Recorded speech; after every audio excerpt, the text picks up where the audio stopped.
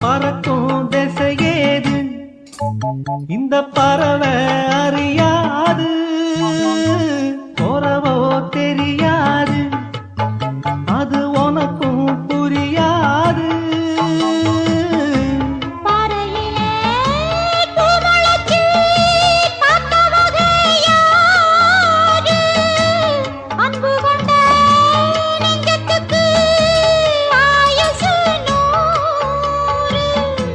காலம் வரும் வேளையில காத்திருப்பேன் பொன்மையிலே.